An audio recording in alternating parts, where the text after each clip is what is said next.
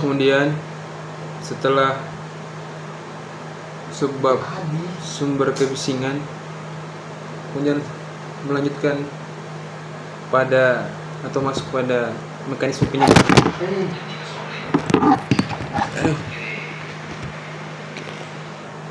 Kemudian melanjutkan pada mekanisme penyebaran bunyi. Mekanisme penyebaran bunyi yang ditangkap oleh daun telinga yang diteruskan ke liang telinga dan mengenai membran timpani sehingga membran timpani bergetar. Di telinga tengah, gelombang getaran yang dihasilkan tadi diteruskan melewati tulang-tulang pendengaran sampai ke cairan di kanalis semisirkularis. Adanya ligamen antar tulang mengamplifikasi getaran yang dihasilkan dari gendang telinga. Lalu di telinga dalam merupakan tempat ujung-ujung saraf pendengaran yang akan menghantarkan rangsangan suara tersebut ke pusat pendengaran yang akan mengantarkan di otak manusia. Reaksi fungsional pusat kesadaran yaitu otak atau korteks cerebri yang dipengaruhi dua sistem antagonistis, yaitu sistem penghambat atau inhibisi dan sistem penggerak atau aktivasi. Kemudian sistem penghambat bekerja pada talamus yang mampu menurunkan kemampuan manusia bereaksi dan menyebabkan kecenderungan untuk tidur. Adapun sistem penggerak terdapat dalam formasio reticularis yang dapat merangsang pusat-pusat vegetatif untuk konversi ergotropis dari organ-organ dalam tubuh ke arah kegiatan bekerja, berkelahi, melarikan diri, dan lain-lain. Apabila sistem penghambat berada pada posisi yang kuat daripada sistem penggerak, seseorang berada dalam kondisi lelah. Kemudian pengertian penyebaran bunyi. Penyebaran bunyi adalah proses di mana energi dalam bentuk gelombang tekanan berpindah dari satu titik ke titik lain melalui media seperti udara, air, atau material padat. Dalam konteks kebisingan lingkungan, penyebaran bunyi sangat penting untuk dipahami karena menentukan sejauh mana suara dapat menjalar dari sumber ke penerima. Gelombang ini dapat menjalar dalam bentuk longitudinal dan dipengaruhi oleh kondisi fisik medium dan lingkungan sekitar seperti suhu, dipengaruhi oleh kelembapan, kecepatan angin, serta hambatan fisik seperti dinding atau tanah. Bunyi menjalar dengan kecepatan sekitar 343 meter per second di udara pada suhu 20 derajat Celcius dan kecepatannya bervariasi tergantung pada suhu, tekanan, dan kelembapan udara.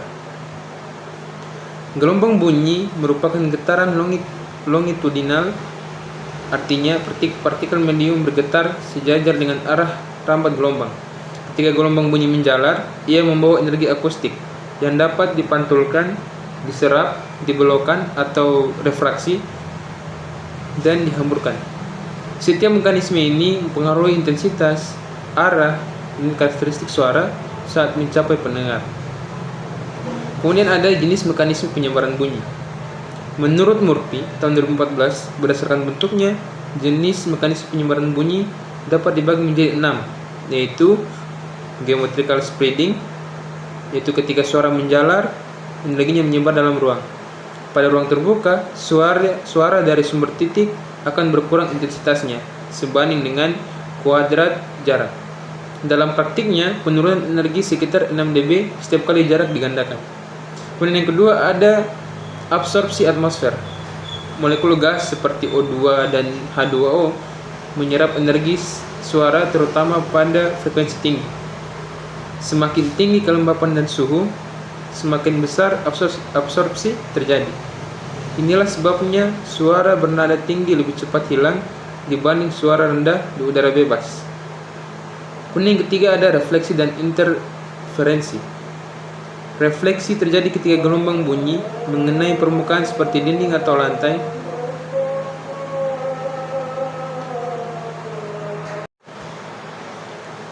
Jika gelombang terpantul kembali dan bertemu gelombang asli, akan terjadi interferensi yang bisa bersifat konstruktif atau memperkuat, atau destruktif atau melemahkan.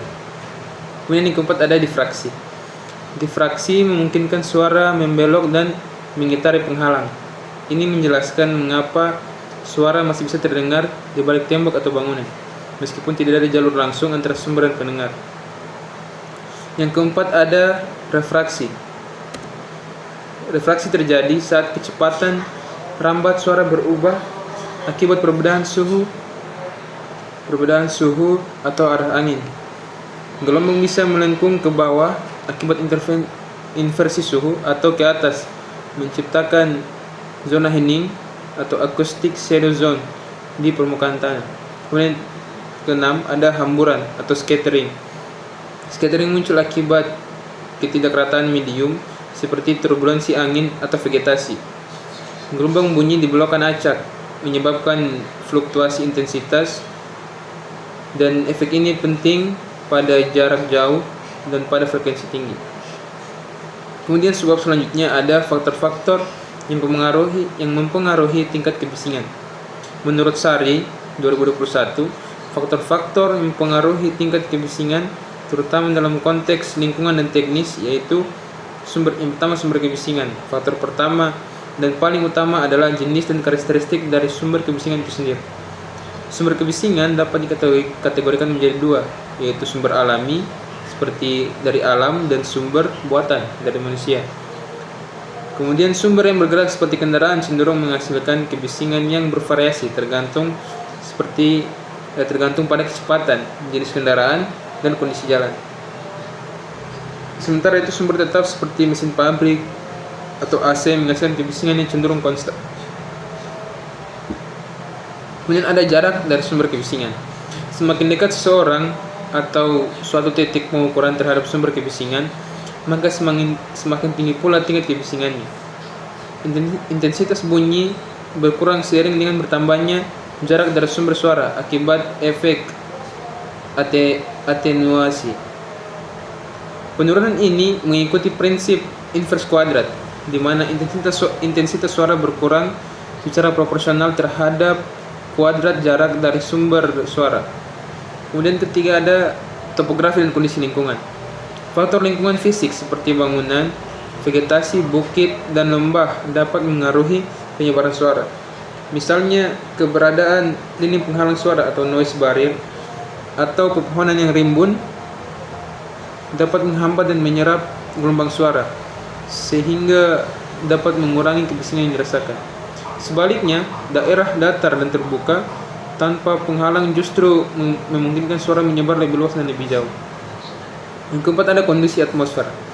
Faktor atmosfer seperti suhu udara, arah dan kecepatan angin, serta kelembapan juga memainkan peran penting dalam penyebaran suara.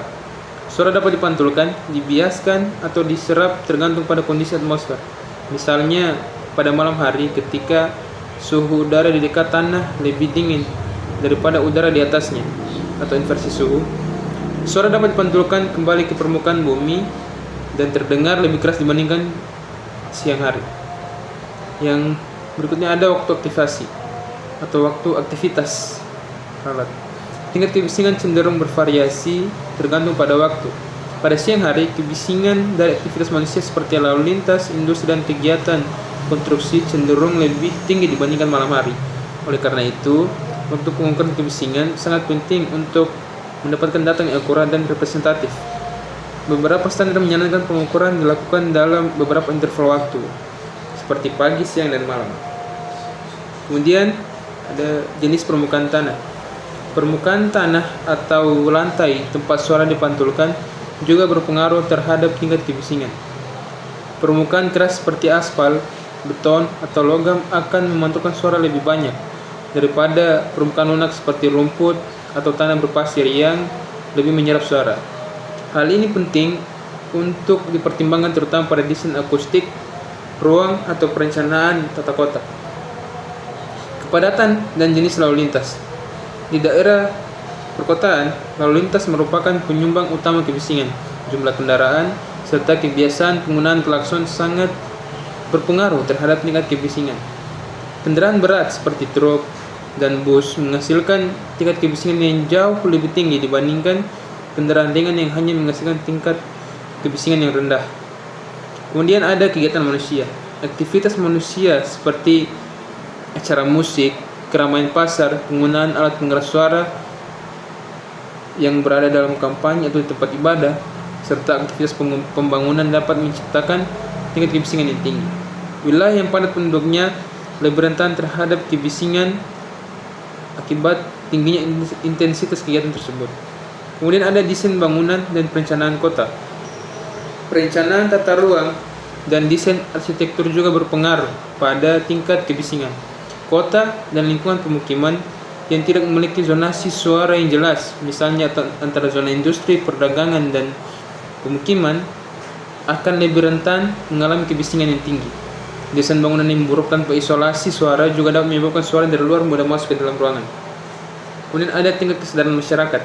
Kesadaran masyarakat dalam menggunakan sumber suara secara bijak sangat berpengaruh terhadap tingkat kebisingan secara keseluruhan.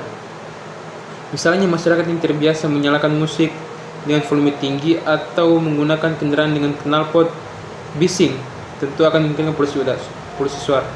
Oleh karena itu, pendidikan dan sosialisasi mengenai pentingnya menjaga ketenangan lingkungan sangat-sangat diperlukan. Tingkat kebisingan dipengaruhi oleh kombinasi berbagai faktor mulai dari sumber suara, kondisi lingkungan, hingga perilaku manusia. Untuk memahami faktor-faktor ini sangat penting dalam upaya pengendalian kebisingan, perencanaan wilayah, serta perlindungan kesehatan masyarakat. Upaya mitigasi seperti penggunaan penghalang suara, perencanaan tata kota yang baik, pengawasan lalu lintas, serta edukasi masyarakat menjadi solusi penting dalam mengurangi dampak buruk kebisingan di lingkungan kita. Ini selanjutnya ada dampak kebisingan terhadap kesehatan dan lingkungan. Kebisingan dapat berpengaruh pada kesehatan tubuh manusia karena paparan kebisingan yang terus-menerus atau berulang dapat menyebabkan stres pada tubuh. Kebisingan juga dapat mengganggu komunikasi, mengurangi kemampuan konsentrasi dan daya ingat, serta meningkatkan risiko kecelakaan karena mengganggu pengendara atau pekerja yang memerlukan konsentrasi tinggi. Menurut WHO atau World Health Organization, masalah gangguan pendengaran menjadi masalah kesehatan global yang semakin meningkat. Hal ini terutama disebabkan oleh polusi suara dan kebisingan yang semakin meningkat di lingkungan sekitar kita. Berkaitan dengan itu, setiap 24 April diperingati sebagai Hari Sadar Bising Sedunia yang tujuannya untuk mengunggah kepedulian masyarakat untuk mengenal dan waspada terhadap kebisingan. Juga menganjurkan warga masyarakat agar membebaskan organ pendengaran kita. Kemudian menurut Sucipto tahun 2014, dampak kebisingan bagi kesehatan dan keselamatan manusia antara lain yaitu sebagai berikut. Yang pertama, ada gangguan fisiologis. Bising dengan intensitas yang tinggi dapat menyebabkan pusing atau sakit kepala. Hal ini disebabkan karena bising dapat merangsang reseptor dan vestibular dan telinga yang akan menyebabkan adanya efek pusing atau vertigo. Sedangkan mual, susah tidur, dan sesak nafas disebabkan oleh rangsangan bising terhadap sistem saraf.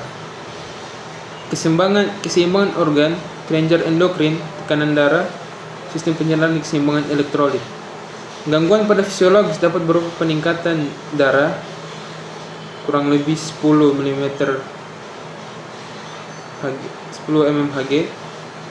peningkatan nadi, konstruksi pembuluh darah perifer terutama pada tangan dan kaki, serta dapat menyebabkan pucat dan gangguan sensoris. Kemudian yang kedua ada gangguan psikologis. Gangguan psikologis biasanya dengan gejala ringan berupa rasa tidak nyaman, susah tidur, kurang konsentrasi, dan cepat marah.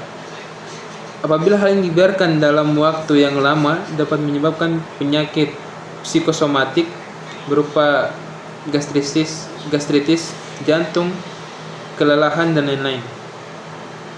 Kemudian selanjutnya ada gangguan komunikasi. Gangguan komunikasi biasanya menyebabkan pembicaraan dapat dilakukan dengan cara berteriak. Hal ini disebabkan karena masking atau masking effect, bunyi yang menutup pendengaran yang kurang jelas, atau gangguan penjelasan suara. Gangguan ini menyebabkan terganggunya pekerjaan, sampai dapat juga terjadi kesalahan karena tidak mendengar isyarat atau tanda bahaya. Kemudian ada gangguan keseimbangan. Bising yang sangat tinggi dapat menyebabkan Seseorang seperti berjalan di ruang angkasa atau melayang-layang yang dapat menimbulkan gangguan fisiologis berupa pusing atau biasa disebut dengan vertigo dan mual-mual. Kemudian ada gangguan efek pada pendengaran.